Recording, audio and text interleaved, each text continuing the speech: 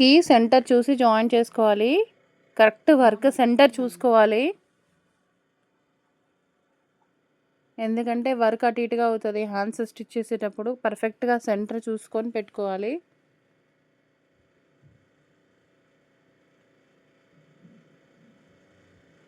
ఇక్కడ నేను first straight dot వేసుకొని తర్వాత కట్ షేప్ డ్రా చేస్తున్నా, ఎందుకంటే జారిపోకుండా ఉండడం కోసం మనము ఫస్ట్ స్ట్రైట్గా ఒక స్టిచ్ వేసేసుకోవాలి. హ్యాండ్స్కి వేసుకున్న తర్వాత మనం షేప్ అనేది టర్న్ చేసుకుంటూ స్టిచ్ చేసుకోవాలి.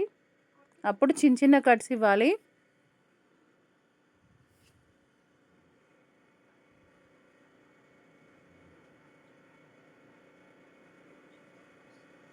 ఇంకా తర్వాత టాప్ స్టిచ్ వేసేసుకుంటే సరిపోతుంది.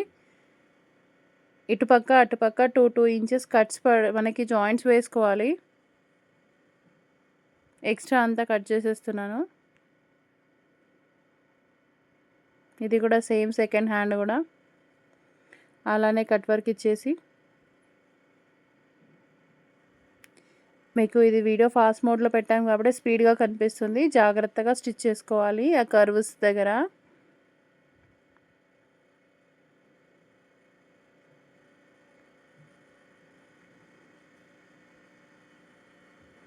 ఇప్పుడు టాప్ స్టిచ్ వేసేసుకొని చుట్టూరా స్టిచ్ చేసేసుకొని జాయింట్ వేస్తున్నాను చూడండి, అటువైపు ఇటువైపు.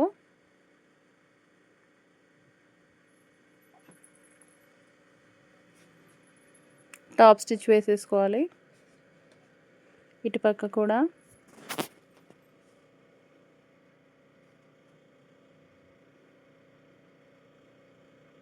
ఇక్కడైతే 2 ఇంచెస్ కన్నా ఎక్కువే పడుతుంది క్లాత్.